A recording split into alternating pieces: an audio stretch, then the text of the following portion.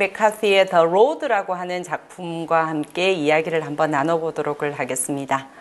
혹시 이 소설을 읽어보셨는지 모르겠네요. 요 책인데, 네. 영화로도 나와 있습니다. 2006년도 소설이고요. 오늘은 아마 영화로 보신 분들이 더 많지 않을까라는 생각을 하는데, 영화와 소설을 넘나들면서 아마 주로 저는 이제 소설 전공자다 보니까 소설을 조금 더 중점으로 해서 이야기를, 그 텍스트에 아주 충실하면서 이야기를 한번 나눠보도록 하겠습니다. 자, 시작해도 되겠죠? 다 들어오신 걸로 보겠습니다. 제목이 사람이 무섭다예요. 이 소설이나 아니면 이 책을 또는 이 영화를 보신 분들은 굉장히 느낌으로 아시지 않을까라는 생각이 듭니다. 사람이 너무 무섭구나. 예, 전체적으로 굉장히 어두운 그러한 영화이고 소설입니다. 그래서 이 어두운 한 편의 소설 그리고 영화 속에서 과연 우리는 무슨 생각을 할 수 있을까?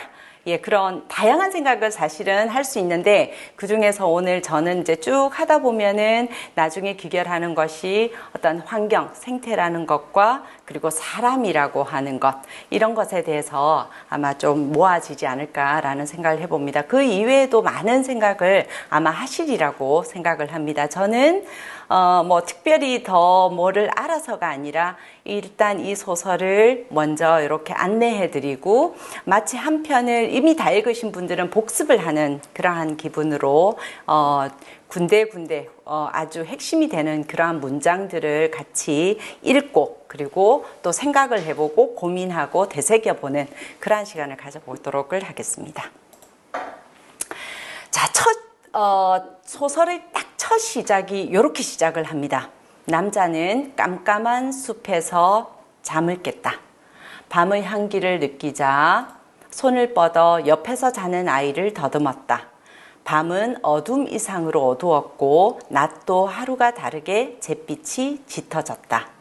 차가운 녹내장이 시작되어 세상을 침침하게 지워가는 것 같았다. 아이가 귀중한 숨을 한 번 쉴 때마다 그의 손도 덩달아 가볍게 오르내렸다. 느낌이 오십니까? 예, 한 남자와 아이가 숲에서 깜깜한 숲에서 잠을 깨는 모습이에요. 그죠? 아이가 옆에 자고 있고 도대체 어떻게 된 일이지? 숲에서 뭐 캠프하나? 뭐지? 자, 요렇게 소설은 시작을 합니다. 네, 소설의 원 표지가 이렇게 되어 있고요. 원래 이제 요 작가에 대한 소개를 할 건데 미국 작가다 보니까 예, 원서는 영어로 되어 있겠죠, 그죠? 코맥 맥카시라고 하는 요 작가는요, 1933년생, 지금 벌써 80이 넘었죠, 그죠? 미국을 대표하는 4대 작가 중에 한 명으로 손꼽힙니다. 그리고 우리가 많이 들어본, 소위 말하는 포스트 모던 작가라고 하는 그러한 사람들 중에 한 명이고요. 우리가 굉장히 특히 이제 이 작가는 미국에서도 요즘 최근에는 별로 많이 등장하지 않는 서부 지역을 중심으로 하는 그러한 소설을 쓰다 보니까 서부 문학 뭐 이런 식으로도 얘기를 합니다. 코맥 맥카시라고 하는 이 저자의 작품 중에서 우리가 굉장히 많이 알고 있는 작품이 바로 이 작품이죠. 2007년도 작품인 노인을 위한 나라는 없다라고 하는 이 작품인데요.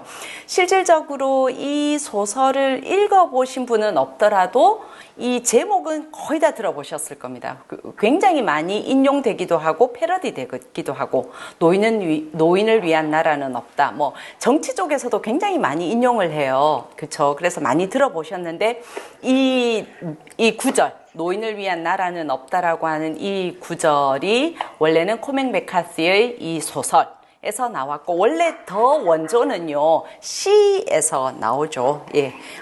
그러한 상황, 자, 요런 작품들, 노인을 위한 나라는 없다라고 하는 것도 굉장히 어려운, 도대체 이게 뭐지? 라고 하는 그런 의문을 갖게 하는 그러한 작품인데, 다음에 혹시나 시간이 또 기회가 되면 제가 이 작품에 대해서도 한번 나누는 시간을 가졌으면 합니다. 오늘은 The Road라고 하는, 길이라고 하는 제목이죠. 길. 그렇죠? 이게 의미하는 게 뭔가 한번 저와 함께 쭉 소설 한 권을 읽고 그리고 생각을 나눈다 라는 생각으로 한번 진행해 보도록 하겠습니다. 우선 줄거리를 한번 보면은요, 줄거리라는 게 별로 없습니다. 우리 많은 우리 여기 지금 들어와 계시는 쌤들께서 느끼시다시피요, 요즘의 특히 작품들은 줄거리라는 게 뾰족스레 없다, 이런 게 좀 느껴지시죠, 그렇죠? 마찬가지로 이 The Road라고 하는 것도요, 그냥 소설의 처음부터 끝까지 계속 이 아버지와 아들이 길을 걸어가는 장면으로 이어집니다. 그리고 길을 가다가 이런 사람도 만나고 저런 사람 만나고, 그리고 이런 사건을 당하고 저런 사건을 겪고, 이런 이야기. 예, 그게 거의 다가 전부죠. 첫 시작은요, 명백한 원인을 밝히지 않습니다. 작가는 왜 지구가 이렇게 되었는지에 대한 그러한 설명이라든지 이런 게 전혀 없습니다. 어느 날 갑자기 그냥 지구가 멸망합니다. 예. 행성이 와서 부딪혔다라고 생각을 할 수도 있고요. 또는 무슨 핵폭발이 일어났다로도 유추가 되는, 그냥 우리는 유추할 수 있을 뿐입니다. 어쨌든 지구에 있는 모든 생명체는 다 죽어갑니다. 그리고 인간도 마찬가지죠. 그렇죠? 예, 그러한 상황에서 이 아버지가 이 아들을 그 상황에서 태어난 아들입니다. 이 아이는요, 세상은 원래부터 이런 줄 아는 그러한 이 아들에게 희망을 주기 위해서, 이 아들만은 살려놓고 자기가 떠나기 위해서 아마 저쪽으로, 남쪽으로 가면 뭔가 희망이 있지 않을까라고 하는 막연한 기대를 가지고 남쪽으로 그냥 걸어가는 겁니다. 뭐 차가 있는 것도 아니고, 그쵸? 그것도 영화에서 보시면 카트, 우리 쇼핑 카트 있지 않습니까? 거기에 필요한 물건들을 실어서 담아서 걸어가는 그러한 모습이 거의 소설의 처음부터 끝까지고 영화의 처음부터 끝까지 쭉 이어지는 거죠. 그 과정에서 그 지구가 이런 식으로 멸망의 어떤 그런 조짐이 딱 생겨났을 때, 이미 엄마는 어느 순간 되었을 때 아이의 엄마, 그리고 이 남자의 아내죠. 그죠? 더 이상 나는 이런 세상에서 살 수가 없어 라고 하고 어느 날 밤에 집을 나갑니다. 예, 다 같이 죽자라고 얘기를 해요, 이 엄마는. 그런데 이 아버지가 이 아이와 함께 죽을 수가 없다라고를 하자 집을 나가죠. 집을 나간다라는 의미는 죽는다는 것을 의미하는 그러한 시기이기도 합니다. 자, 그러한 줄거리를 담고 있습니다. 자, 본문으로 갈까요? 도대체 무슨 얘기를 하려고 하는 걸까? 그죠? 마치 정말 소설 같은 소설인데, 소설 같은 소설인데 우리는 여기서 소설 같은 소설이라는 느낌을 별로 받지 않고 거의 내가 이 안에 있다라는 그러한 느낌을 받도록을 하고 있습니다. 자, 본문에서 한번 보면은요, 아까 첫 시작은 했고요, 그렇죠? 자, 그 뒤로 주로 소설은 이런 식으로 계속 이어집니다. 그 뒤로 며칠, 몇 주 계속 남쪽으로 갔다. 남쪽에, 왜 남쪽이냐면, 일단은 지금 현재 이 분위기가 전부 뭐냐면 회색빛입니다. 전부 잿빛. 모든 것이 다 불타버렸기 때문에, 유는 아까 정확하게 모른다고 얘기를 했죠. 그죠? 전부 잿빛이고, 재가 이렇게 소복에 쌓여 있습니다. 자, 그러면은 어떻게가 돼요? 해를 가려버리죠. 해를 가려버리다 보니까 이 지구는 지금 너무 춥습니다. 혹한이에요.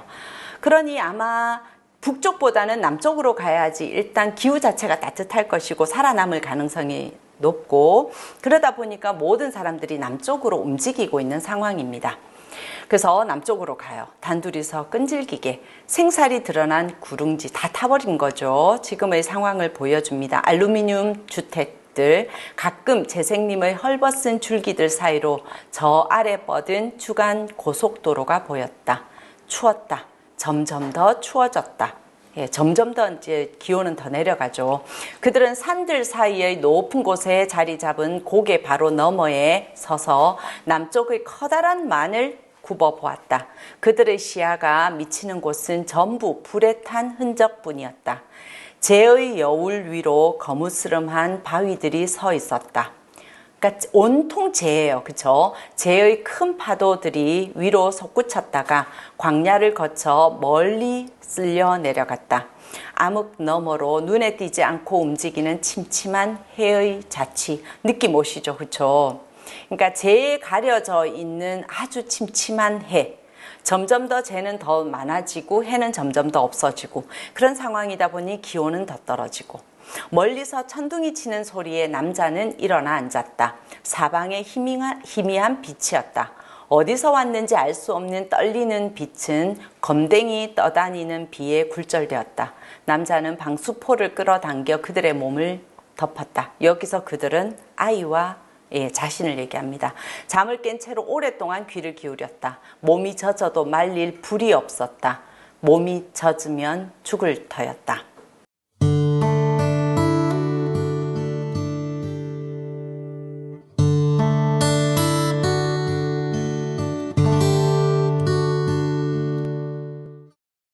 이제 소설의 분위기가 딱 느껴지시죠? 그쵸? 이런 분위기 속에서요, 자, 다시 조금 더 가볼까요? 낡은 상자들을 모아 바닥에 불을 피웠다. 연장도 몇 개 발견해 카트를 비운 다음, 자, 카트를 밀고 다닌다 얘기했죠. 그쵸? 앉아서 바퀴를 손보았다. 그런 다음 볼트로 다시 연결하고 카트를 똑바로 세우고 바닥에서 움직여 보았다. 제대로 굴러갔다. 그리고 그런 모습을 소년 아들입니다. 앉아서 모든 것을 지켜보고 있었다. 자, 느낌 계속 오시죠? 남자의 가장 큰 걱정은 신발이었다. 왜? 끊임없이 걸어가야 하니까. 신발도 다 낡고, 그죠? 찢어져 있고. 그래서, 거의 뭐 천조각 이런 걸로 뚫뚫 말아서 걸어가는 상황입니다. 그리고 먹을 것. 자, 가장 큰 걱정은 신발이지만 사실은 신발이 아니죠. 가장 큰 걱정은 뭡니까? 먹을 것이죠. 늘 먹을 것이 문제였다. 모든 것이 다 타버렸다고 얘기를 드렸죠. 모든 것이 다 타버렸고, 그리고 뭐 남아있는 것이 사실은 없는 상황입니다. 그러면 먹을 게 가장 문제겠죠. 모든 게 다 오염되어 있다라는 것도 보여주고 있습니다. 아이가 묻습니다. 저 호수에는 물고기가 있을까요? 아빠는 1초도 생각하지 않습니다. 아니, 호수에는 아무것도 없어. 자, 이 대답과 이 질문과 이 대답에서 뭐가 더 이상의 아무것도 남아있지 않음 또는 글쎄 있을 수도 있지 않을까라는 그러한 아주 일말의 희망조차 이 아빠는 주지 않는다라는 것을 느낄 수 있습니다. 모든 것이 다 죽어버린 세상이죠. 오직 꿈속에서만 이 아버지는 보면은 영화에서도 그렇고 소설에서도 보면 가끔씩 딱 꿈 장면만 되면 꿈이 아닌 현실에서는 계속해서 거의 그 장면을 볼 수 없을 정도로 회색빛입니다. 어둡습니다. 형체조차 잘 안 보이는. 그런데 갑자기 막 이 컬러가 막 보이기 시작하면 그건 꿈입니다. 예, 꿈속에서만 색깔이 아주 풍부하게 나타나죠. 예, 즉 과거를 회상하거나 꾸미거나 그렇지 않고 현실은 회색빛밖에 없습니다. 그런데 이 아이는 꿈조차 없어요. 꿈조차 꿀 수가 없죠. 왜? 아는 것이 없기 때문에 컬러가 있는 세상 자체를 알지 못하기 때문이죠. 자, 조금 가다 보니 그죠? 지금 다 이게 타버렸기 때문에 그 위에 사람이 지나간 흔적이 보였다. 발자국은 그냥 갑자기 눈앞에 나타났다. 남자는 쭈그리고 앉아 길을 살폈다. 누군가 밤에 숲에서 나와 길을 따라 계속 내려간 것이다. 누굴까요? 소년이 물었다. 모르겠다. 도대체 누굴지. 자, 길에서 사람 발자국을 봤습니다. 그러면 반가워야 되는데 지금 둘밖에 걸어가지 않죠. 그런 상황에서 반가워야 되는데 그것보다는 오히려 두려움이 앞서죠. 어떤 사람인지를 알 수 없기 때문입니다. 그 어떤 사람인지에 대한 부분이 계속해서 읽다 보면 나오죠. 그는 누더기를 걸친 모습으로 말없이 그곳에 앉아 허리를 구부렸다. 소년은 연신 뒤돌아보며 말했다. 자, 그렇게 해서 걸어를 가다가 아까 그 발자국의 사람을 만나요. 그 발자국의 사람은요, 소위 번개에 맞은 사람이에요. 그래서 그 사람을 스쳐서 지나가면서 이 소년이 물어요. 저 사람 왜 그래요? 그러니까 번개에 맞았어. 우리가 도와줄 수 없어요? 아빠? 못해. 못 도와줘. 소년은 계속 남자의 외투를 잡아 끌었다. 아빠, 그만해라. 우리가 도와줄 수 없나요, 아빠? 못해. 우린 못 도와줘. 우리가 할 수 있는 건 없어. 그리고 계속 걸어가죠. 소년은 울고 계속 뒤돌아봐요. 자, 제가 이렇게 쭉 읽어드리면 그냥 이 느낌을 쭉 한번 받아보고 조금 있다가 우리가 이런 이야기를 나누고자 지금은 제가 텍스트를 거의 저와 함께 쭉 훑어가는 느낌으로 가도록 하겠습니다. 아빠의 이야기는요. 그 사람은 어차피 죽을 거야. 우리가 가진 걸 나눠줄 수는 없어. 그럼 우리도 죽어. 그러자 아들은 알아요.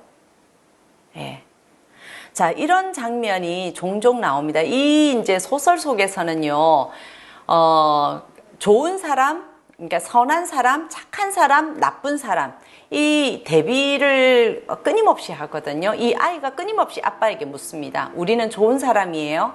저 사람들 나쁜 사람일까요? 좋다, 나쁘다. 그러니까 원 소설에서는 good, bad라는 단어로 계속 good people이냐, bad people이냐 이렇게를 나오는데 착한 사람이냐, 나쁜 사람이냐. 그러면 이 아빠는 항상 해서 대답하는 게 뭐냐면 우리는 좋은 사람. 우리는 착한 사람. 이라고 대답을 합니다. 그래서 왜 제가 이 얘기를 하냐면 자, 아까 같은 경우에 저 사람을 도와줄 수 없을까요? 우리 못 도와줘. 왜? 그럼 우리도 죽으니까. 그리고 나중에 이 아빠는요, 자기 아들을 위해서 한치의 어떤 망설임도 없이 다른 사람을 죽이죠. 자, 그 장면도 한번 볼까요? 나중에. 자, 이제 거기에 대한 선과 악이라고 하는 그러한 개념에 대해서 제가 잠시 질문을 던진 겁니다. 한번 생각을 해보세요. 자, 소설은요, 이렇게 쭉 가다가 왜 이렇게 됐지? 우리 독자들은 뭐지 이거? 왜 이런 거야? 뭐 이렇게를 생각을 하다가 불쑥불쑥 과거로 돌아갑니다. 과거의 회상을 통해서 왜 지금 현재 이렇게 되었는가에 대한 힌트를 주죠. 자, 세상이 멈춘 그날 어떤 일이 있었는가를 한번 볼게요. 시계들은 1시 17분에서 멈추었다. 크고 긴 가위 같은 빛에 이어 일련의 낮은 진동. 남자는 일어서서 창문으로 갔다. 즉 무슨 얘기냐면 그날 1시 17분에 뭔가 빛이 촥하니 오고 그 다음에 진동이 느껴졌다라는 얘기죠. 밤 1시입니다. 밤 1시 17분에. 그래서 남자가 일어나서 창문으로 가요. 여자는 이때 당시에 아이를 임신하고 있는 상황이죠. 뭐야? 여자가 물었다. 남자는 대답하지 않았다. 욕실로 들어가 전등을 켰지만 전기는 이미 나가 있었다. 창유리에 칙칙한 장밋빛이 번졌다. 남자는 한쪽 수도꼭지를 끝까지 돌렸다. 여자는 잠옷을 입고 문간에 서서 한 손으로는 문설주를 움켜쥐고 다른 한 손으로는 배를 감싸 안고 있었다. 뭐야? 무슨 일이야? 모르겠어. 왜 목욕을 하려는데? 목욕을 하려는 게 아니야. 이 남성은 나중에 보면 대략 이때 당시의 직업이 의사였던 걸로 추측할 수 있는 단서들이 나와요. 그래서 아마 상황 판단을 굉장히 빨리 하면서 사람이 지금 현재 이 문제, 뭔가 큰 일이 일어났고 그렇게가 되었을 때 우리가 최종적으로 필요한 것은 뭐다? 물이다 라는 생각을 했던 것 같습니다. 그래서 욕조에 물을 받는 거예요. 그럼에도 불구하고 자, 계속 가겠습니다. 자, 그러고 세상은 망해요. 이렇게 다 모든 것이 다 불타버리고 사람들도 엄청나게 죽고 그런 상황에서 이 부부는 아이를 낳고 그리고 3명이 살아남아 있는 상황입니다. 자, 그렇게를 살아가는데 이제 소설 속에서를 보면은요, 아까 얘기를 한 것처럼 먹을 게 없는 상황입니다. 사람들은 드디어 어떻게가 되겠습니까? 점점 더 해서는 안 되는 일들을 하기 시작합니다. 국가라는 것도 붕괴되어 있고 질서라고 하는 것이 모조리 없어진 상황에서 드디어 인간은 그런 극한의 상황에서 두 분류로 나눠지기 시작하는 거죠. 인간이기 때문에 해서는 안 되는 행동을 하는 소위 말하는 동물적 본능으로 바뀌는 사람들이 있고 인간임을 지키는 사람들이 있죠. 그 상황에서 이 아내는요, 이런 상황에서는 더 이상 사는 것을 포기합니다, 스스로. 자, 여자가 얘기를 하죠. 우린 생존자야. 잠자는 등불 건너편의 여자에게 말했다. 자, 이 남성은요. 남편은 끊임없이 살아야 함을 강조를 합니다. 그러자 생존자 여자가 말했다. 응, 도대체 무슨 소리를 하는 거야. 우린 생존자가 아니야. 우리는 공포 영화에 나오는 좀비야.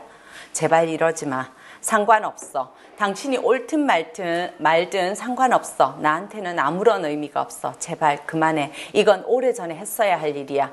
총에 총알이 2알이 아니라 3알 있었을 때. 예. 그죠? 3알이 있었을 때 아이와 남편과 아내가 다 같이 자살을 했어야 했다라는 얘기를 하는 거죠.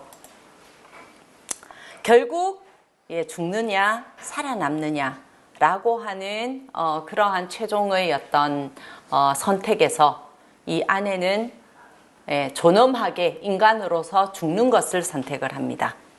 그리고 이 아버지는 살아남아서 이 아들에게 최후의 어떤 희망을 남겨주는 것 쪽을 선택을 하죠. 누가 더 옳고 그러고의 문제가 아니고요. 굉장히 지금 우리가 이제 이 소설 자체가 굉장히 어둡기도 하고요. 장엄하기도 한 그러한 소설이다 보니 저도 평상시와는 달리 굉장히 무겁게 지금 강의를 하고를 있는데 굉장히 묵직한 그러한 주제입니다. 지금 듣고 계시는 우리 선생님들께서는 어떤 생각을 하시는지, 그래 과연 이 상황이 되었을 때 나는 존엄하게 인간으로서의 어떤 존엄성, 즉 동물이 되지 않기 위해서, 짐승처럼 되지 않기 위해서 나는 스스로 죽음을 선택할 것인가, 아니면 살아남아서 끝까지 투쟁하고 살 것인가, 이런 어떤 그래서 어떻게를 할 것인가, 이런 질문을 해볼 수 있을 것 같습니다.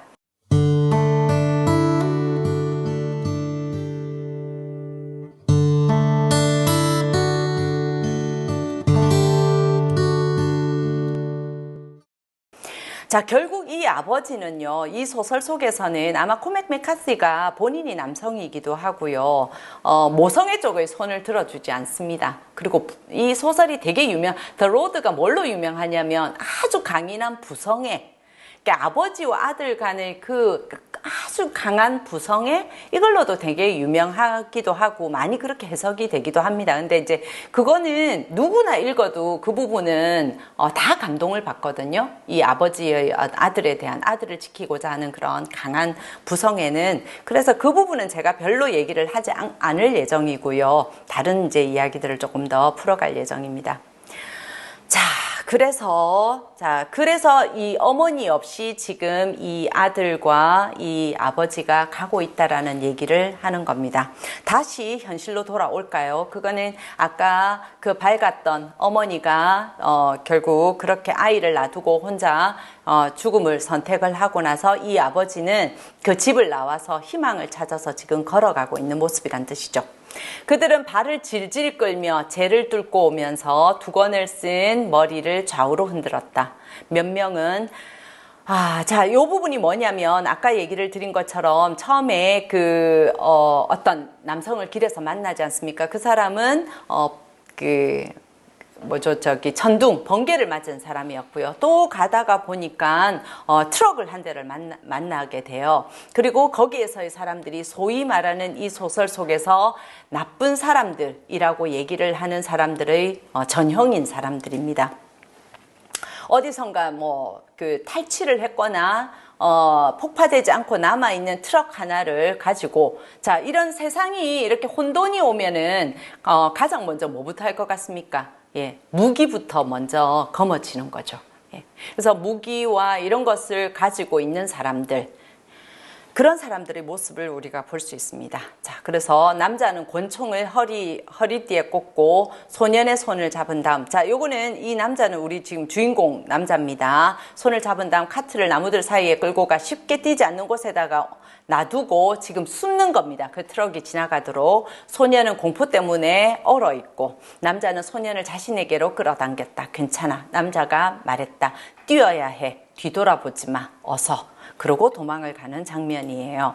자, 그럼에도 불구하고 숨어 있다가 그 트럭 속의 한 남자가 이렇게 숲으로 뭐 소변을 보러를 왔다가 이 부자를 만나게 됩니다. 그 상황에서 이 남자가 자기의 총알, 지금 아까 총알이 두 발밖에 안 남아 있다고 얘기를 했잖아요. 그죠? 그 두 발밖에 안 남아 있는 총을 겨눕니다. 이 남자에게. 너한테는 총알이 두 발밖에 없어. 어쩌면 한 발뿐인지도 모르지. 저기서 총소리를 들을 거야. 이거는 아까 그 나쁜 남자 중에 한 사람이 얘기를 합니다.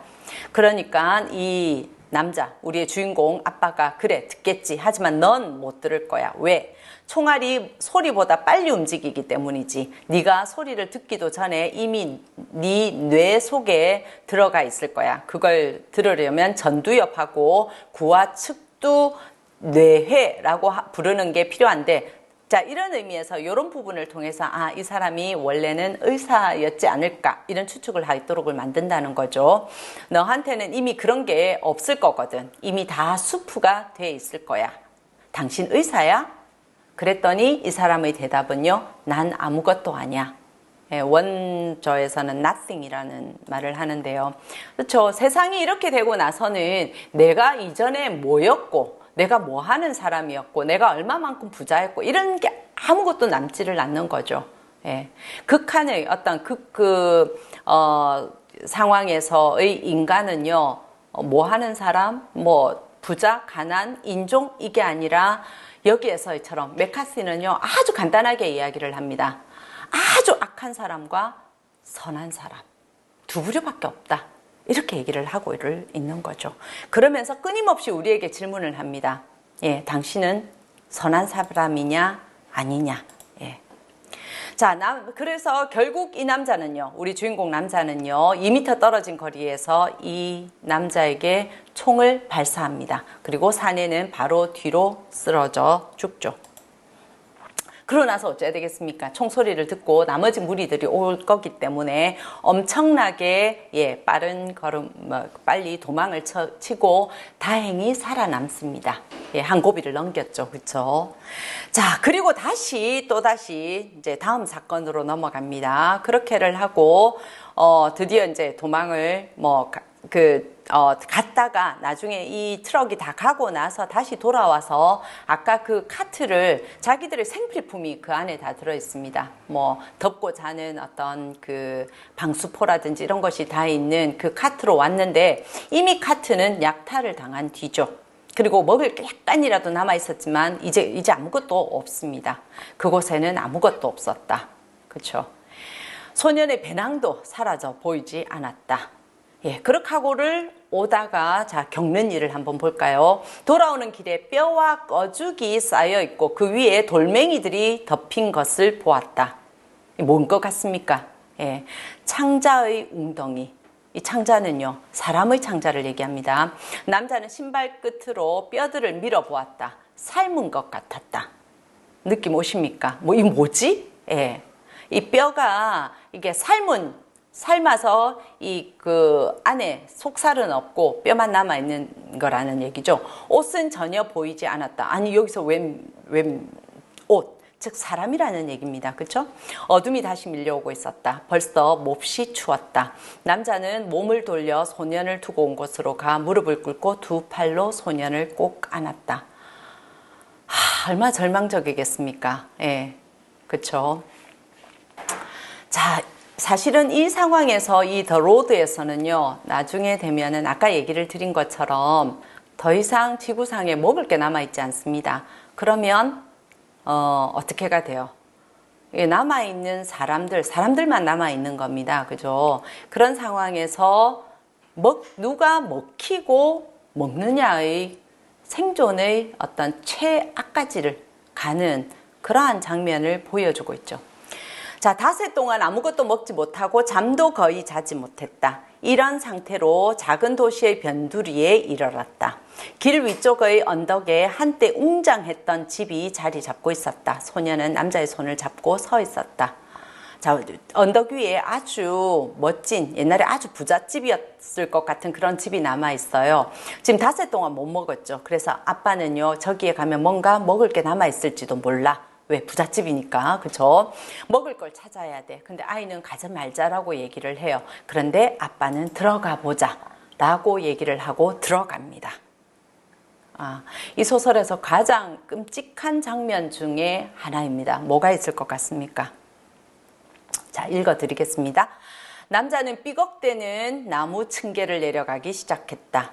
고개를 숙이고 라이트를 켠 다음 재물을 바치듯이 어둠 위로 불을 들어 올렸다.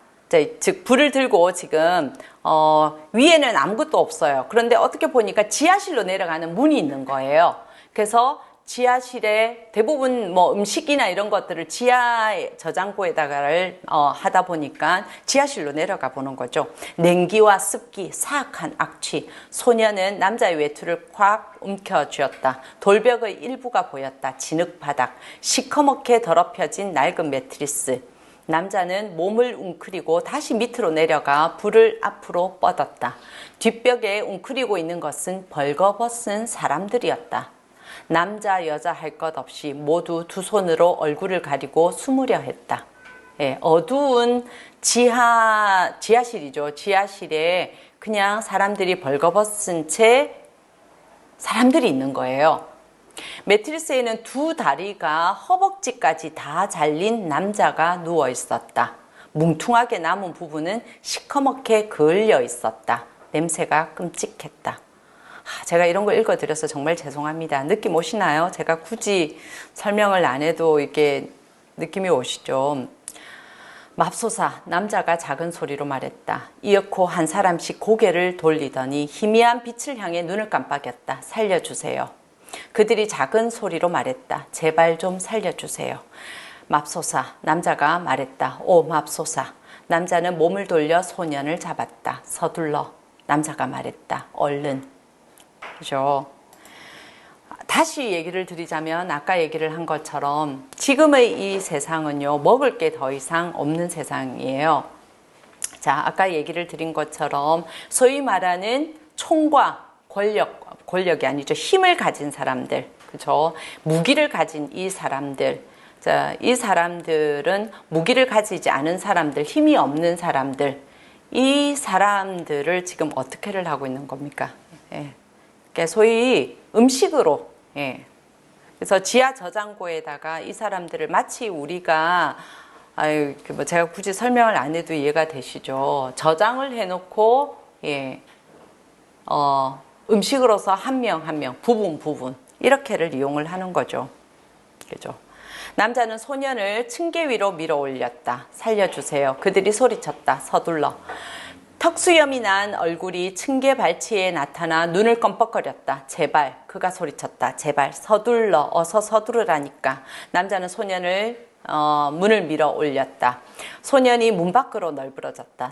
남자는 밖으로 나와 일어서서 문을 잡고 확 젖혔다. 문이 쾅 소리를 내며 닫혔다.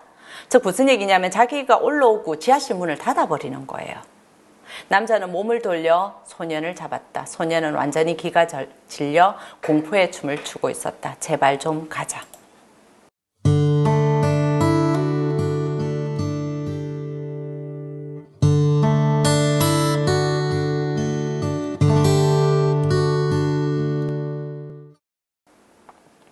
자, 여기서 또다시 우리는 잠시 질문을 던져봐야 돼요. 오케이, 지하실의 상황, 그죠? 어떤 상황인지 느낌이 오잖아요. 그런 상황에서 이 남자가 순간 이게 뭘 의미하는지를 확인하는 순간 자기는 이제 도망을 쳐서 나와요. 근데 그 지하실로 내려가는 그 문을 닫아버리죠. 예.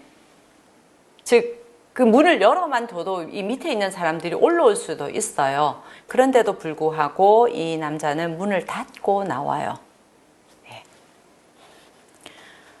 자, 소녀는 나중에 돼서 지금 여기서 다행인 것은 도망쳐 나옵니다. 그 나쁜 사람들이 오고 뭐 그 과정을 하는 상황에서 정말 다행스럽게 도망을 나와요.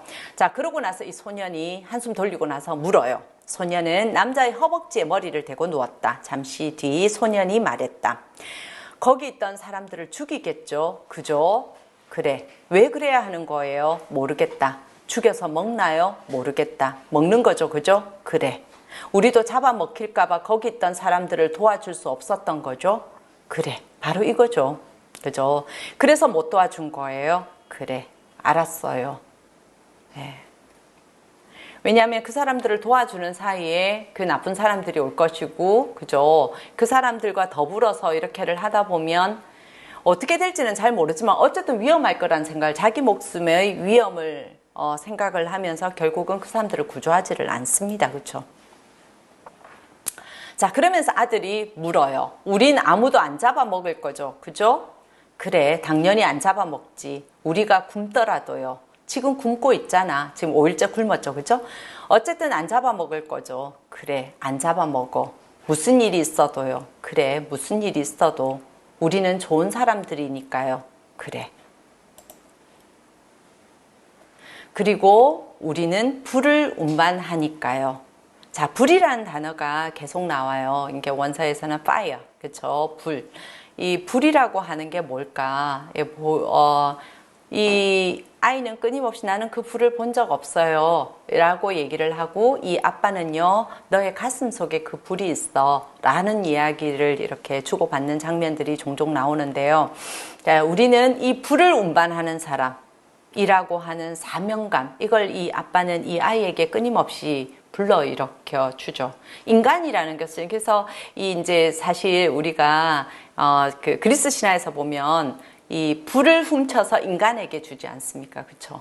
그러니까 짐승들이나 동물들 세계에서 인간이 도저히 싸울 수 있는 그런 무기가 전혀 없다 보니까 인간이 다 멸종할 수 있는 그러한, 인간이 다 죽을 수 있는 그러한 상황에서, 그렇다면 인간에게 신만이 갖고 있었던 그 불, 그걸 인간에게 주면 인간이 지혜와 이런 걸로 인해서 이 동물 세계에서, 짐승 세계에서 살아남을 수 있을 것이다 라고 해서 불을 훔쳐서 갖다 주잖아요. 그 불을 의미하는 것 같습니다. 그렇죠? 이 불이라고 하는 것이. 그래서 인간에게 남아있는 것은, 우리는 매서운 발톱이 있는 것도 아니고 무슨 뾰족한 이빨이 있는 것도 아니고, 그럼에도 불구하고 우리는 이 불을 움직이는 인간, 불을 사용할 수 있는 존재. 이게 이 불이라고 하는 것이 궁극적으로 상징하는 것이 인간을 상징을 하는 거죠. 그래서 우리는 불을 움직이는 존재다. 그 얘기는 우리는 인간이다. 그래서 인간으로서 차마 그러면 아까 얘기한 그런 사람들은, 아까 그 사람들은 불을 운반하는 사람이 아닌 거죠. 그죠?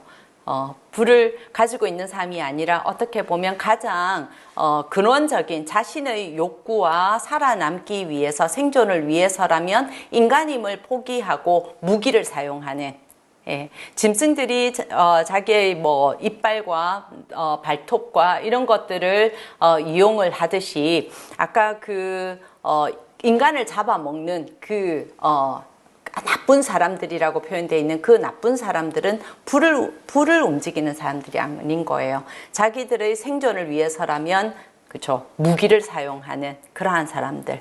그런 의미에서 이 불이 상징하는 것은 아까 얘기를 드린 것처럼 인간이기 때문에 갖고 있는 어떤 최고의 지켜야 하는 것, 이런 것을 다 상징하고 있는 것 같습니다. 그래서 이제 아빠가 끊임없이 이 아이에게 얘기를 하는 거죠. 우리는 불을 운반하는 사람이야. 그래서 우리는 즉 사람이라는 얘기를 끊임없이를 하는 겁니다.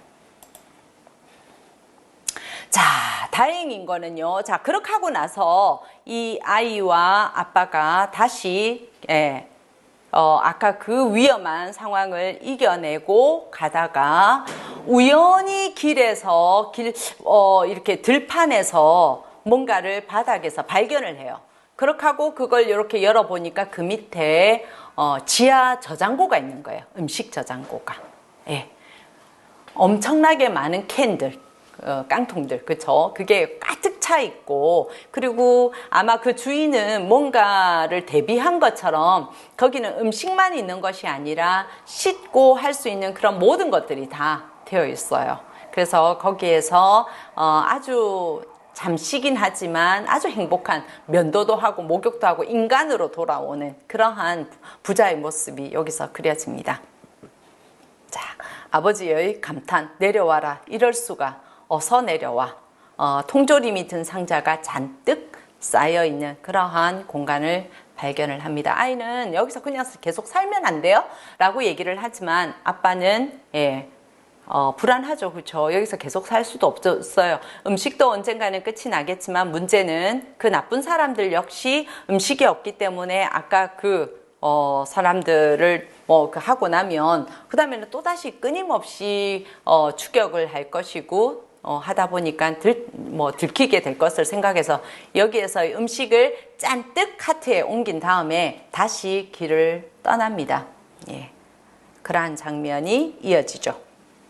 자, 그 다음에 만나는 사람이 어느 노인이에요. 이제 카트는요, 이 물건 실을 수 있는 만큼 깡통을 다 담습니다. 깡통을 다 담아서 이제 또다시 길을 떠나죠. 그 안에 있는 담요 이런 것도 챙겨가지고 떠나는데요. 어느 노인을 길을 가다가 노인을 만나는 장면이 나옵니다. 자, 이 노인은 어떤 면에서는 약간 신과 같은 또는 초월한 어떤 존재, 약간 그런 뭔가가 평범하지 않은 그러한 느낌을 주는 그러한 노인이기도 합니다. 자, 한번 볼까요? 사람들은 늘 내일을 준비했지. 하지만 난 그런 건 안 믿었어. 이게 이제 이 노인의 대사입니다. 내일은 그런 사람들을 위해 아무 준비도 하지 않았어. 그런 사람들이 있다는 것도 몰랐지. 사람들은 사실은 이게 의미하는 게 뭐예요? 우리는 늘 내일을 준비하는 거예요. 내일 어떻게 될 거. 내일을 위해서. 아이들 보고도 가장 그런 말을 많이 하시지 않습니까? 지금이 아니고 네 나중에 돼서 뭐 먹고 살려고, 나중에 어쩌려고. 근데 그 나중이라고 하는 것이 우리가 준비한 대로 오지 않는다라는 얘기예요. 예, 굉장히 이거는 좀 니체적이기도 하고 우리가 얘기하는 지금 이 순간이라고 하는 그러한 개념들도 다 담고를 있고 많은 것을 생각을 하게 하는데 아까 얘기를 한 것처럼 이런 세상이 올 줄 누가 알았을까? 우리는 끊임없이 미래를 설계하고 미래를 이야기하고 미래 세계는 어떻고 라고를 하지만 과연 우리가 준비하고 우리가 예상하는 것처럼 미래가 오더냐? 우리가 이렇게 코로나가 와서 지금 이렇게 될지 우리가 2년 전에 알았겠습니까? 그쵸? 예. 과연 우리가 생각하는 대로 그렇게를 오느냐? 그래서 웃자란 말인데, 예. 그래서, 미래를 준비하는 것도 중요하지만 늘 철학에서는 많은 부분에서 그런 이야기를 합니다. 지금 이 순간을 굉장히 많이 강조를 하죠.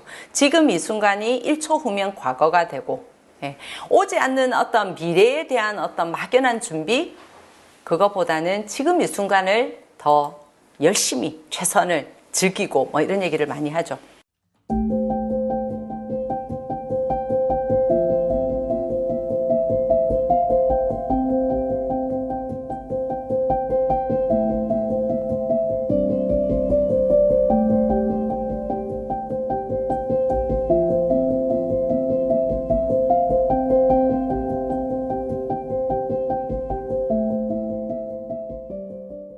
노인은 뭔가 약간 초월한 듯한 그러한 그러한 이야기들을 많이 나눕니다. 그래서 굉장히 철학적인 부분이기도 합니다. 한번 보실까요? 죽기를 바라십니까? 이 아버지의 얘기입니다. 아니, 하지만 이미 죽었기를 바랄지는 모르겠어. 내가 죽기를 바라는 건지는 모르겠지만 내가 그냥 이미 내가 참 죽었으면 하는 생각을 했다는 얘기죠. 살아있을 때는 늘 죽음으로 뒤따라가게 되지. 예. 죽음을 항상 뒤따라가죠. 맨날 죽음을 이야기를 해요. 근데 막상 죽음 앞에 가면요. 우리는 죽음을 더 이상 얘기하지 않습니다. 살려고 얘기를 한다라는 얘기죠. 아니면 아예 태어나지 않았기를 바랐거나. 이런 세상에서는 차라리, 그렇다는 얘기죠. 벌어진 일은 벌어진 거예요. 어쨌든 이런 식의 호사를 부리려는 건 어리석은 일이요. 그러니까 그런 것 같습니다. 아무도 여기 있고 싶어 하지 않고 또 아무도 떠나고 싶어 하지도 않아요. 이 지옥 같은 세상에 남고 싶지도 않은데 또요. 그렇다고 이 지옥 같은 세상을 지금 남아있는 사람들은요. 떠나려고 하지도 않는 거예요. 떠나려고 한다라는 것은 스스로 죽음을 선택하는 거잖아요. 그렇죠? 다들 살려고 발버둥을 치니까 어떻다라는 얘기죠. 예. 인간으로서 해서는 안 되는 행동까지를 하면서 살아남으려고 한다라는 거죠. 자기가 지상의 마지막 남은 사람인 줄 어떻게 알죠? 그러니까 그걸 알 수는 없을 것 같은데 그냥 그렇게 되는 거지. 나중에 되면 내가 최후의 사람이 될 수도 있다라는 거죠. 누구라도 그걸 알 수는 없을 겁니다. 하지만 달라질 게 뭐요? 자, 내가 죽으면, 자신이 죽으면 다른 모두가 죽는 것과 똑같은데, 그죠? 내가 죽으면 세상이 멸망한 거랑 똑같잖아요. 그죠? 그러니까 어떻게 생각하면 세상은 늘 멸망하고 있는 것인지도 모릅니다. 이게 굉장히 철학적인 이야기를 지금 하고 있는 거죠. 그죠? 각자의 사람이 죽음을 할 때마다 그 사람의 세상은 끝나는 거죠. 자기가 죽는 게 아니라 모두가 죽는 거와 똑같은 거니까. 자, 그리고 이런 말을 하죠. 신의 이야기를 해요. 신은 알 것 같습니까? 그랬더니 신은 없어. 예. 그러면서 한다는 말이 요 얘기예요. 인간이 살 수 없는 곳에서는 신도 살 수가 없기 때문에. 즉 지금 이 더 로드에서 그리고 있는 여기에서는요.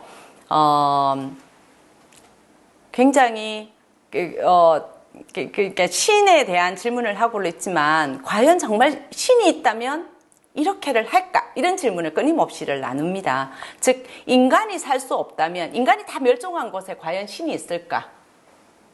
뭐 이런 질문, 그쵸? 무슨 뭘 많은 생각을 하게 해요. 즉 우리가 종교적으로나 뭐로나 뭐 신을 굉장히 많이 이야기를 하지만 뭐가 먼저란 얘기예요? 인간이 먼저란 얘기예요. 인간이 다 멸종해버리고 나서 신이 무슨 의미가 있으며 이런 이야기죠. 그렇죠? 우리가 신을 끊임없이 부르고 하는 것 역시 인간 세계에서의 인간들의 삶을 먼저 좀 정리하고 나서 이런 의미. 그러면서 이 노인은요, 그 신을, 천사를 누구에게 봐요? 이 아이에게서를 봅니다. 그래서 처음에는 저 아이를 자기는 믿지 않았다. 내가 아이를 본단 말이야? 아이를 만났단 말이야? 이렇게 의구심을 던지죠. 왜? 아이들이 살 수 없는 세상. 요거는 왜 그러냐면은요. 조금 이따 제가 얘기를 드릴게요. 왜 그러냐면 이 소설 속에서 보면 제가 여기서 인용하지 않았지만 심지어 어떤 장면까지가 나오느냐면 여성들이 임신을 해요. 임신을 하는 이유는 먹을 게 아까 계속해서 없다고 했죠. 먹을 게 없기 때문에 이 고의로 임신을 하고 아이를 낳아요. 그래서 이 아이는 뭐가 되죠? 이 그룹의 먹거리가 돼요. 그래서 더 이상 아이가 없어요. 그런 정말 최악의 모습까지를 사실 소설 속에서는 보여주고 있거든요. 그래서 왜 아이겠어요? 예. 아이는 가장 힘없는 존재, 가장 나약한 존재. 예, 그러한 존재이기 때문에 이러한 극악의 세상에서는 그러한 존재는 살아남을 수가 없기 때문에 그래서 더 이상 아이가 보이지 않는 세상. 예. 그러한 세상에서 아이를 만나서 자기가 헛것을 본 건 줄 알았다. 따라서 이렇게 아이 한 명이 살아있다라는 것은 그 자체가 사실은 불이고 그 자체가 희망이라는 얘기를 담고 있는 겁니다. 느낌이 오세요? 네. 아버지의 경우에서도요. 자, 지금까지 를 쭉 보면은 그냥 쭉 따라오면 부성애, 그죠? 이 아이를 지키려고 하는 아버지, 그러면서 이제 겪는 인간의 그 가장 밑바닥의 인간임을 포기한 어떤 인간들의 모습, 이런 것들이 쭉 그려졌잖아요. 그죠? 그리고 그러한 세상에서는 차라리 나 안 사는 게 나라고 해서 삶을 포기하는 엄마. 그죠? 이게 꼭 뭐 엄마, 아빠를 뭐 비교하는 게 아니라 그러한 모습. 예. 그런데 또 한편으로를 보면은요, 아까 지금 이 노인이 어떻게 저런 아이가 존재할 수 있지? 살아남아 있을 수 있지? 자, 아이를 데리고 다니는 아버지는요, 아이를 보호하는 어떤 성인은 이미 그 자체로 선한 존재예요. 이 세상에서는. 왜 그럴까요? 왜 그럴까요? 그 채팅으로 이게 답이 들어와야 되는데, 네, 왜 그럴까요? 네. 왜 이 노인이 여기서 얘기를, 자, 그쵸? 저 아이를 봤을 때 난 내가 죽은 줄 알았어. 천사인 줄 아셨어요? 뭔지는 모르겠지만, 다시는 이 세상에서, 지금의 이 세상에서 아이를 볼 수 없을 줄 알았다. 아까 제가 얘기를 드린 것처럼, 아이는 가장 나약한 존재, 힘없는 존재. 그래서 나약하고 힘없는 존재부터 다 죽어가는 거죠. 그쵸? 그런데 아이가 있다니.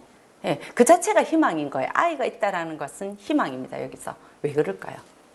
예, 사투르스 그 그림 아시죠? 예, 크로노스. 그리스 신화에서 보면, 크로노스가 자신의 아이들을 잡아먹는 그러한 그림 아시죠? 그쵸?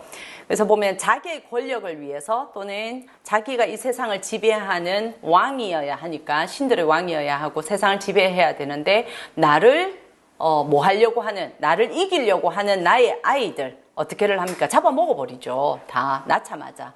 그쵸? 자, 그러한 모습과 상당히 지금 대조적인 모습을 보여주는 거예요. 즉, 인간이 사실은 어떻다? 그렇게까지 잔혹해질 수 있다. 왜? 내가 살아남기 위해서라면 나의 자식도 잡아먹는 그러한 그게 아니라 나를 희생하면서 나의 자식을 오히려 보호하는, 예, 이러한 모습. 이게 사실은 인간이라는 거죠. 아까 얘기한 사투르스나 이거는 사실 신들의 세계였잖아요. 인간보다 더 잔인하기도 한, 그죠? 그러한 모습. 그거와 굉장히 대조를 이루는 거죠.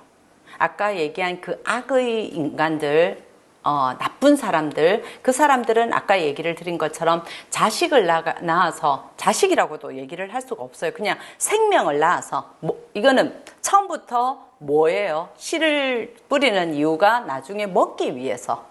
그런 모습이 더 로드 속에서 나오거든요. 와, 이거 그냥 소설이다. 어떻게 인간이 그럴 수 있나? 자, 조금 있다가 실화 속에서, 예, 우리가 알고 있는 정의란 무엇인가에 보면 나오죠. 그 5명의 선원, 예, 망망대해에서 살아남은 5명의 선원이 나중에 어떻게를 합니까? 1명을 잡아먹죠. 예, 실제로 있는 일이죠.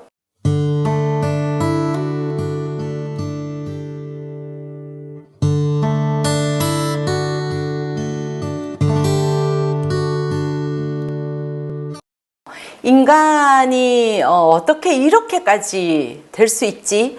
라고 하는 그러한 모습들이 사실 이 더 로드라고 하는 이 소설 속에서는 다 등장을 합니다. 나중에 혹시 기회가 되시면 영화로 꼭 한번 보시기를 권하는데요. 영화 속에서는 조금 더 흥미라고나 할까 뭐 그런 위주로가 되어 있기도 하고 뭔가 생각할 거리들을 확확 빨리 지나가 버리기 때문에 조금 더 글쎄 뭐 스토리 위주일 수는 있습니다. 하지만 저랑 같이 이렇게 문맥을 다 고민을 해봤기 때문에 조금 더 다른 의미로 와닿지 않을까라는 생각은 해봅니다.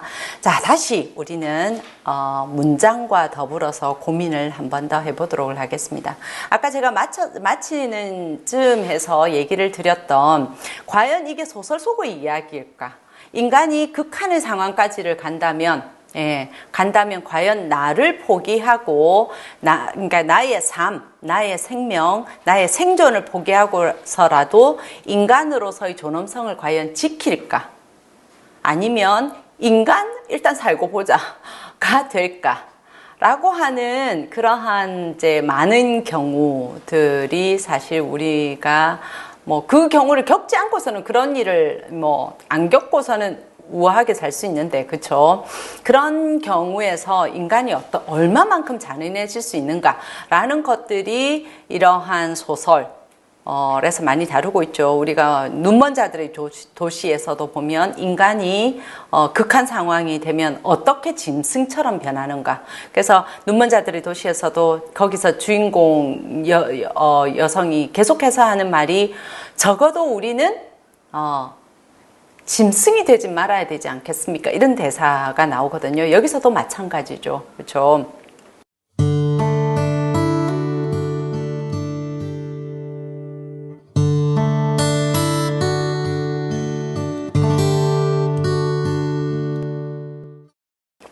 아까 얘기를 드린 것처럼 실제로 태평양에서 배가 난파가 되면서 5명의 선원, 4명이었던가요? 5명의 선원이 구명보트에서 살아남죠.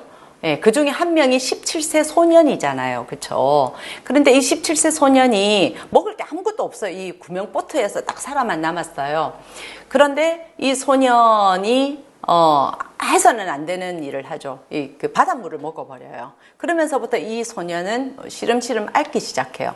자, 그때부터 먹을 건 하나도 없고, 지금 굶은 지 며칠, 열흘이 넘어가고. 자, 이런 상황에서 나머지, 그 선원들, 요 점점 더 이 17세 소년이, 이 17세의 소년은 이름도 갖고 있습니다. 이름도 딱 기록을 해놔놓죠. 그렇죠? 즉, 사람이란 얘기입니다. 이 소년을 뭘로 보기 시작을 합니까? 먹거리로 보기 시작을 해요. 예. 그리고 하루가 더 가고, 하루가 더 가고, 결국 어떤 결단을 내려요? 이, 소년은 결국 죽을 것이다. 예. 어차피 죽을 것이다, 쟤는. 그러니, 어쩌자? 우리라도 살아남자. 그렇게를 하면서 그 소년을 잡아 솔직히 말해서 먹죠. 그리고 이 나머지 선원들은요, 살아요. 살아남고 구조가 돼요. 이게 이제 정의란 무엇인가에서 마이클 샌들이 우리에게 던지는 질문이죠. 자, 한 명을 희생하고 나머지, 그러니까 소위 말하는 공리주의적 판단에 의해서 한 명을 희생하고 나머지 4명이 살 수 있다면 이 한 명을 희생시키는 것이 옳은가? 아니면 5명 다 굶어 죽는 게 옳은가? 어느 게 정의인가? 이런 질문을 던지거든요. 그 실제로 있었던 일이고 실제 사례이기도 하고요. 어떻겠습니까? 예, 그죠? 이런 질문을 해볼 수 있다라는 겁니다. 자, 그럼에도 불구하고 인간이 살 수 없는 곳에서는 신도 없다. 그러니까 인간이 인간임을 포기한 곳에서 우리가, 그죠? 인간이 인간임을 포기한 곳에 과연 신이 존재할 수 있을까? 그 신이 진짜 있다 없다의 문제가 아니죠. 뭐예요? 예. 감히 신을 생각한다면 인간의 존엄성을 완전히 버리고 그렇게 살 수 있겠느냐라는 얘기죠. 예. 그죠. 아까 같은 그런 상황에서 거기서 우리가 신이 그 사람들 속에서 신을 이야기를 할 수 있느냐라는 거죠. 신을 이야기할 수 있다면 과연 그런 행동을 할 수 있을까? 즉, 인간이 아닌 인간이 아닌, 인간임을 포기한 그 짐승과도 같은 무리 속에서는 더 이상 신의 존재는, 신이 있고 없고가 아니라 신의 존재 자체는 더 이상, 거론되지조차 않는 세상이란 얘기겠죠. 자, 또다시 길을 갑니다. 그러다가 도둑을 만나요. 도둑, 아까 그 카트에 엄청나게 많은 이제 음식을 싣고를 갔는데, 그죠? 그거를 자고 일어나니까 이 카트가 다 사라진 거예요. 어떤 한 남자가 이 음식을 다 들고 내뺀 거죠. 자, 추격해 갑니다. 이 아버지가 성질이 엄청나게 났어요. 아니, 우리 걸 뺏어가? 그렇게 하고 이 도둑을 이제 쫓아가서, 이 도둑은요, 다리를 절고를 해가지고 빨리 도망을 못 가요. 그래서 결국 추격해내고 이 도둑을 만나요. 자, 이때 이 아버지의 행동은요, 이겁니다. 옷 벗어. 뭐라고? 옷 벗어라고. 이게 아버지는 지금 뭘 갖고 있어요? 총을 갖고 있어요. 그죠? 몇 알이 남아있습니까? 지금 한 알이 남아있어요. 총알 한 알이. 그런 상황에서, 그, 총으로 겨누는 거죠. 그러고 이 도둑에게, 다 벗어라고 해요.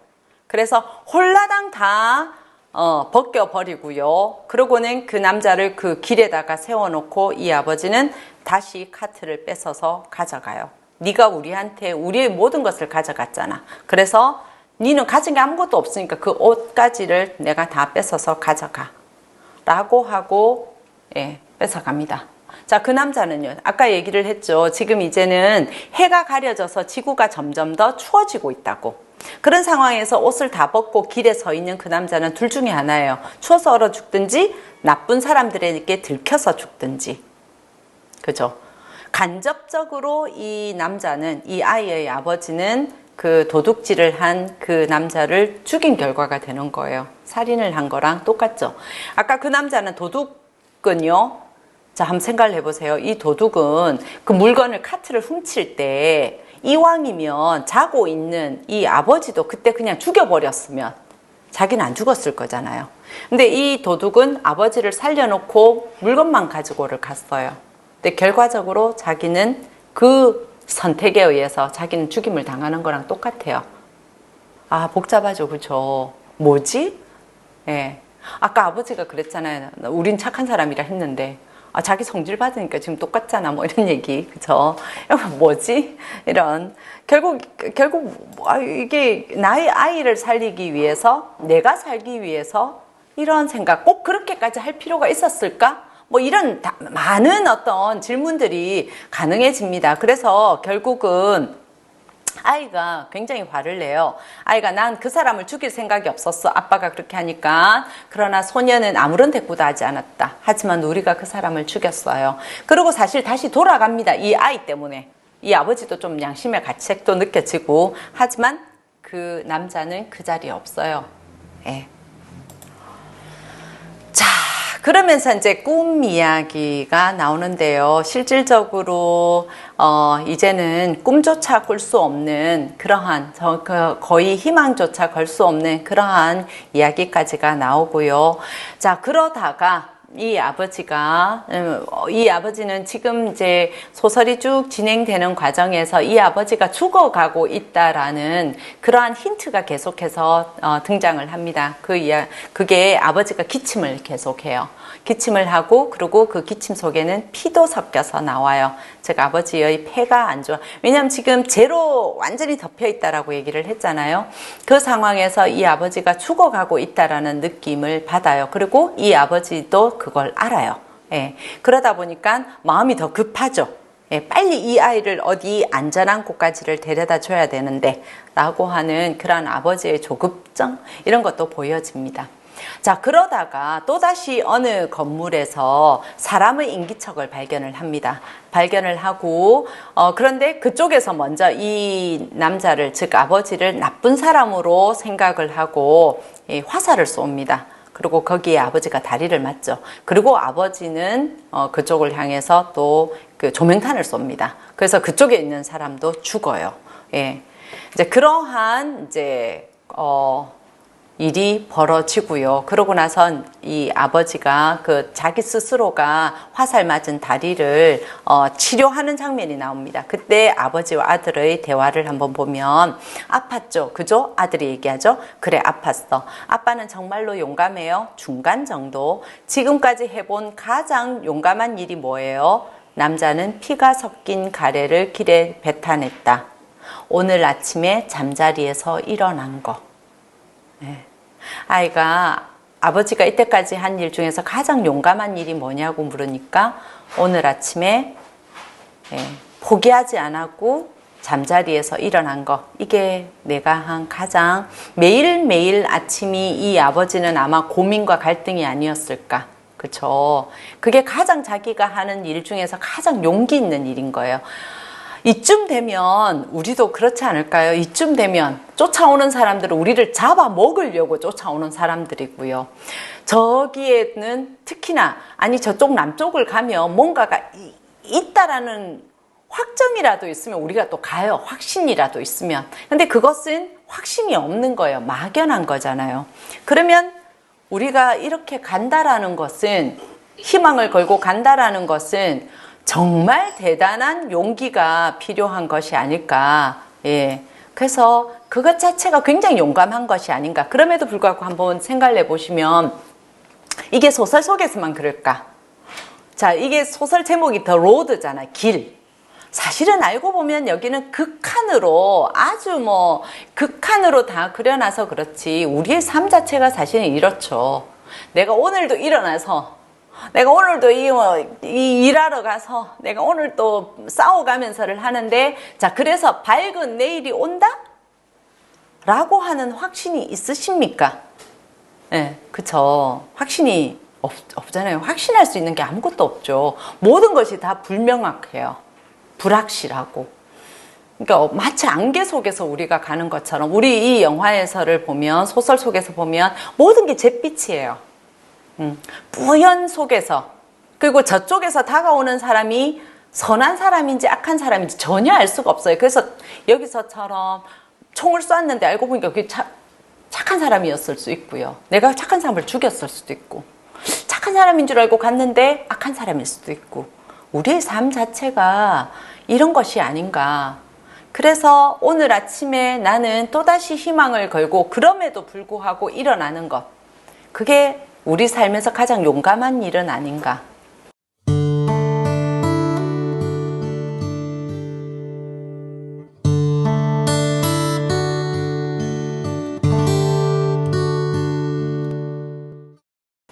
그래서 지금 보고 계시는 오늘 아침에도 일어나신 우리 여기에 들어와 계시는 선생님들은 오늘도 아주 용감한 일을 하신 겁니다. 그렇죠? 아침에 왜 그렇게 일어나기 싫어요? 그죠? 이게 이제 죽음 충동으로 저는 사실은 해석을 하는데 우리가 가장 편안한 상태, 가장 욕망이 없는 상태, 욕망으로부터 가장 내가 편안할 수 있는 더 이상의 결핍도 없고 그런 상태, 그게 뭐다? 다시 원래대로 돌아가는 것. 그게 죽음으로 돌아가는 것. 그래서 인간은 다 이제 정신분석에 의하면 죽음 충동으로 해석을 하는데 그게 뭐 자살 충동 그런 얘기가 아니라 우리가 아침에 일어나기 싫은 것. 이게 잠에서 깨어나기 싫지 않습니까? 그렇죠? 근데 계속해서 잠을 자는 것. 그 상태가 뭐예요? 사실은 죽음이잖아요. 죽고 싶은 거예요. 우린 그런 욕망을 갖고 있다. 이렇게 해석을 해요. 실질적으로. 우리 그냥 죽고 싶다 이 말 나오잖아요. 그렇죠? 이게 나쁜 말이 아니라 우리는 그러한 욕망을 갖고 있어요. 그걸 죽음 충동, 죽음 욕망이라고 얘기를 하거든요. 그게 가장 강할 때가 저는 아침에 눈 뜰 때거든요.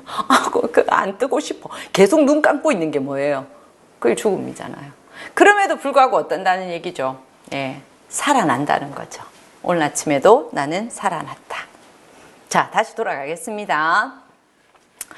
자, 그러면서 이 아버지는 자기가 이제 죽어가는 것을 압니다. 그리고 아이에게 총을 주죠. 예, 총을 남겨주고, 마지막 장면입니다. 항상 총을 갖고 다녀. 좋은 사람들을 찾아야 하지만, 모험은 하지 마. 절대 하면 안 돼. 듣고 있니? 함께 있고 싶어요. 안 돼. 제발. 안 돼. 너는 불을 운반해야 돼. 아까 얘기를 했죠. 그죠? 지금 저 불을 다 잃어버리고 총을 들고 있는 저 사람들 속에서 인간임을 잊지 않는 어떤 존재, 이 존재가 살아남아야만 이 세상은 다시 인간의 세상으로 돌아가기 때문인 거죠. 그러한 어떤 책임감, 이런 걸 가지고 살아남은 거예요. 그렇죠? 어떻게 하는 건지도 몰라요. 어디 있죠? 어디 있는지 몰라요. 왜 몰라? 네 안에 있어. 늘 거기 있었어. 불을 얘기합니다. 내 눈에는 보이는데. 그러면서 이 아버지가 하는 얘기가 나는 죽은 아들을 품에 안을 수가 없어. 그럴 수 있을 거라고 생각했는데 그럴 수가 없어. 즉 이 아들을 원래 아버지는요. 자기가 죽으면 이 아들의 운명은 어떻게 될지를 몰라요. 그래서 자기가 결국 죽게 된다면 이 아들과 같이 죽을 걸 생각을 했던 거죠. 그런데 죽은 아들을 자기가 안을 수가 없어서 이 아들을 내버려 두고 남겨두고죠. 자기 혼자 죽음을 의 길을 가는 겁니다. 그리고 아버지는 죽어요. 그날 밤 소녀는 아버지 가까이에서 자며 아버지를 끌어안았다. 하지만 아침에 일어났을 때 아버지는 차갑고 뻣뻣했다. 소녀는 앉아서 오랫동안 울다가 일어서서 숲을 헤치고 길로 걸어나갔다.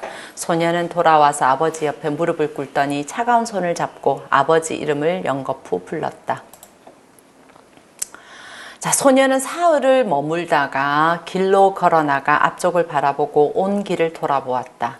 자, 아버지 옆에 사흘을 남아있어요. 그러고는 이제는 아버지와 작별을 하고 자기가 가는데 누군가 와요.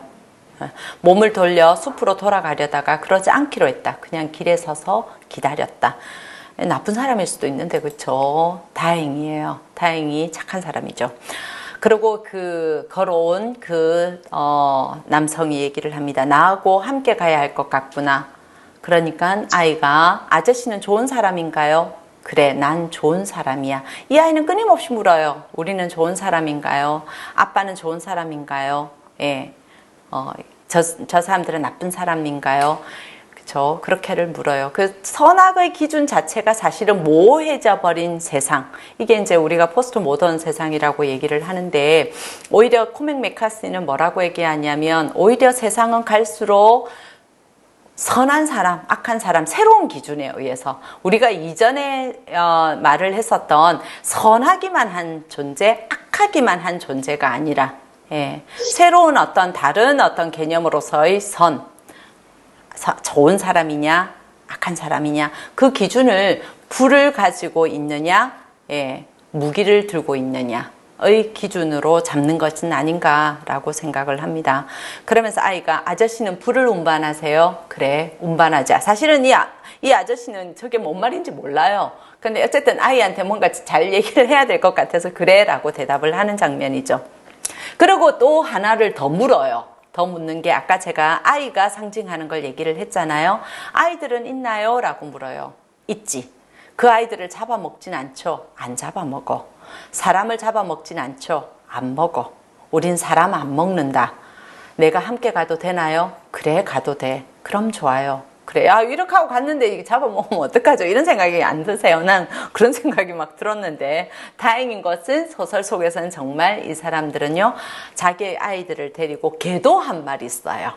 예, 개도 한 마리를 데리고 있어요. 이게 상징하는 건 엄청납니다. 개가, 그쵸. 극한의 상황에서 개는요, 가장 먼저 잡아먹히는 대상 아닐까요? 그쵸. 그럼에도 불구하고, 예, 지켜주는 어떤 것. 인간이기 때문에 지켜주는 그런 것들을 다 상징하고 있는 게 아이와 나중에는 심지어 개 이런 것까지가 등장을 합니다.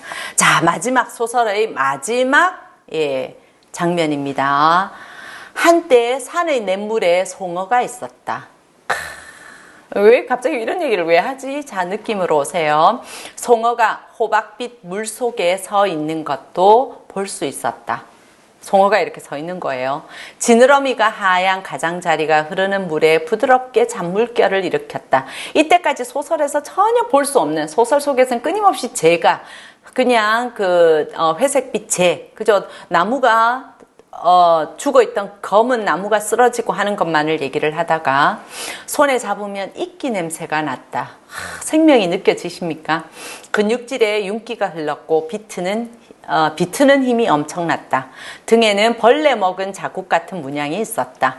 생성되어가는 세계의 지도였다. 지도와 미로, 되돌릴 수 없는 것, 다시는 바로 잡을 수 없는 것을 그린 지도. 송어가 사는 깊은 골짜기에는 모든 것이 인간보다 오래되었으며 그들은 콧노래로 신비를 흥얼거렸다. 이렇게 끝나요. 그쵸. 이 얘기를 왜 하는 걸까요? 예, 자, 지금 우리는 요걸 볼 수 있어요. 지금 요거는, 그죠? 그런데 더 로드에서의 쭉 과정을 다 겪고 나서 끝에 대해서 요 장면을 딱 보는 순간, 맞아. 지금은 이 세상이 요렇는데, 예. 이 잿빛 세상이 되고 나면 이거는요, 너무나도 그리운, 너무나도, 막연한, 그죠? 너무나 돌아가고 싶은 어떤 것, 너무나 소중한 것, 이런 것들로 쫙 보이죠. 그럴 것 같죠, 그쵸? 그런데 실은 지금은 우리는 요걸 갖고 있어요. 아직까지는. 예. 그래서 우리 작가가 얘기하는 거는 이런 것들을 다 담고 있는 게 아닐까라는 생각을 합니다. 자, 이런 거죠. 착한 사람들, 나쁜 사람들. 절대적인 선, 악. 아까 얘기를 드린 것처럼 아빠는 분명히 선한 사람이라고 얘기를 했음에도 불구하고, 예, 그쵸. 내가 살아남기 위해서 아까 뚜껑을 열지 않았죠. 문을 열지 않아서 그 지하실에 있던 사람들은 그대로, 예, 죽음을 맞이해야 되는 거고, 또 우리의 물건을 뺏어간 그 사람을 따라가서 결국은 그 사람은 옷 그게 뭐라고, 그거 뺏어서 내가 입을 것도 아닌데도 불구하고 나의 분노의 표출이었죠. 감히 내 것을 뺏어가? 라고 하는 분노의 표출로 그 사람이 입고 있던 그 누더기 같은 옷을 다 뺏어서 벌거벗은 채 길에 내버려둬서 그 사람은 결국은, 예, 사라지죠. 결국 내가 간접살인인 거잖아요. 그죠? 예.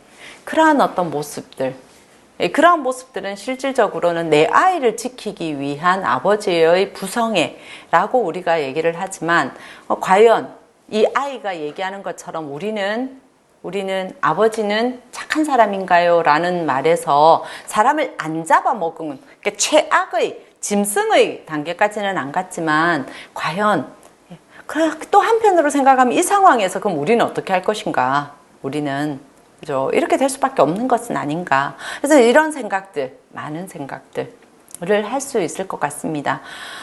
자, 거꾸로 얘기를 해서 그러면 이 아버지의 입장이면 내가 괜찮지만 거기에 남아 있었던 사람이라면, 또는 내가 이 아버지를 그래 죽이지는 않고 물건만 뺏어 가다가 이 아버지가 추격해 와서 내 모든 걸 다 뺏어를 가서, 그죠? 내가 죽임을 당하는 그 사람이라면 이 남성은, 이 아버지는 과연 착한 사람인가?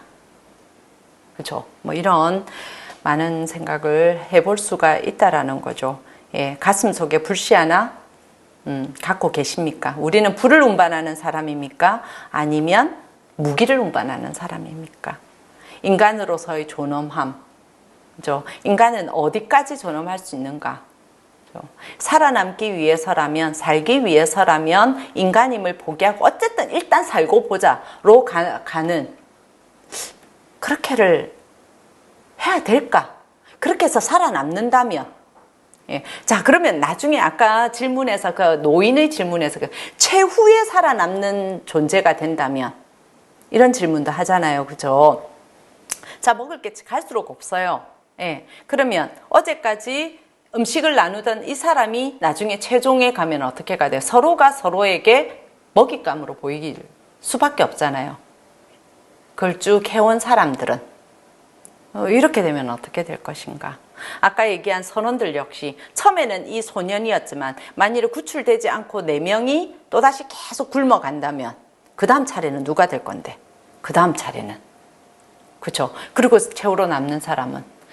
그렇죠? 이런 어떤 것들, 이런 것들을 다 생각해 볼 수 있다라는 거죠.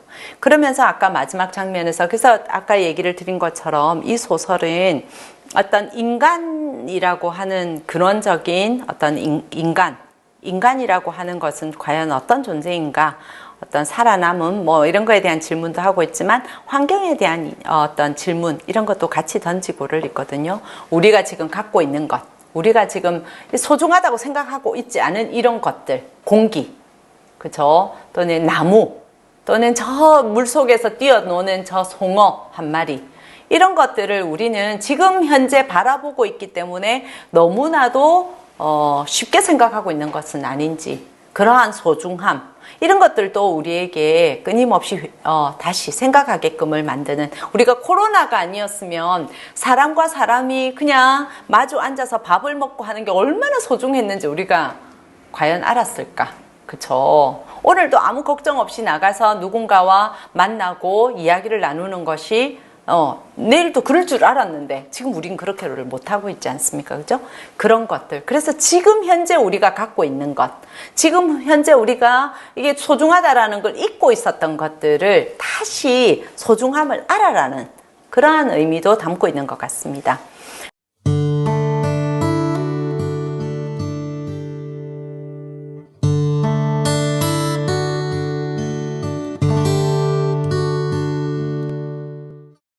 그럼 그 속에서 우리가 살아야 하는 이유가 뭔데? 라는 것, 인간이라는 것, 이런 것, 함께라는 것, 그리고 인간의 존재, 이런 모든 것들에 대한 질문이 바로 이 더 로드라는 소설 한 권이 아닐까 생각을 합니다. 자, 그러면 이거는 진짜 소설 같은 이야기냐? 예, 소설 같은 이야기냐?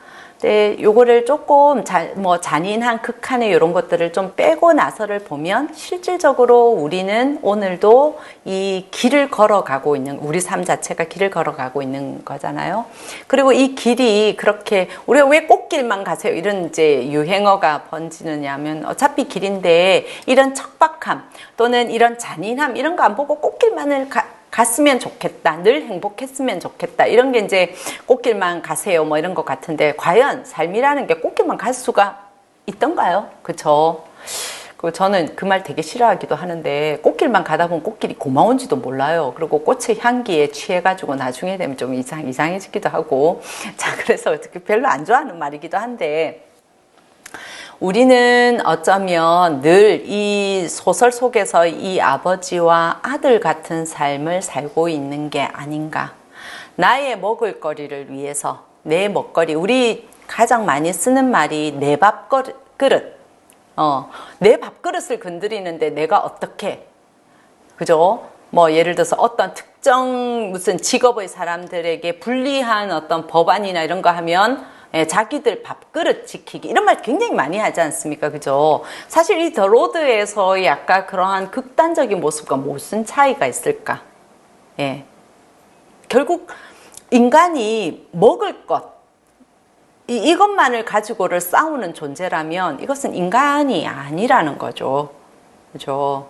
그래서 굉장히 여기서는 극단적으로 그려놓고 있기는 하지만 실질적으로 우리의 삶, 우리 지금 현대인들의 삶 자체가 알고 보면 그러한 싸움이기도 하다는 거죠. 내 먹거리를 위해서, 내 밥그릇을 위해서 타인은 과감하게 죽여버릴 수 있는, 타인의 어떤 존엄성이나 그런 것은 아랑곳하지 않고 굉장히 냉혹하고 잔인한 우리의 사회, 현대사회 이런 것을 굉장히 극단적으로 그려놨을 뿐이지 실질적으로 우리의 삶이 그렇다라는 거죠. 자연 파괴 역시 마찬가지인데 이 사회가 이 소설 속에서의 모든 게 잿밖에 안 남은 이 세상 역시 사실은 우리가 지금 내 하나의 이기심과 이런 거를 위해서 생태계라든지 자연이라든지 이런 거를 과감하게 다 파괴해버리지 않습니까? 전혀 신경 쓰지 않습니다.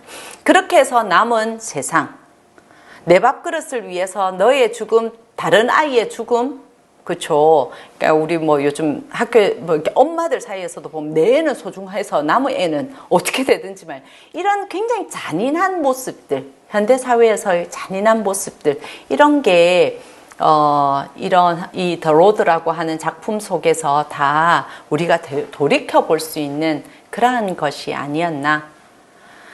결국 우리는 지금 현재 이 순간에도 내 먹거리, 내 자식의 먹거리를 위해서 타인들의 어떤 존엄함, 생명 또는 자연 생태계 이런 것들은 아랑곳하지 않고 굉장히 이기적으로 살고 있는 것은 아닌가를 돌이켜보는 그러한 소설로 저는 읽힙니다.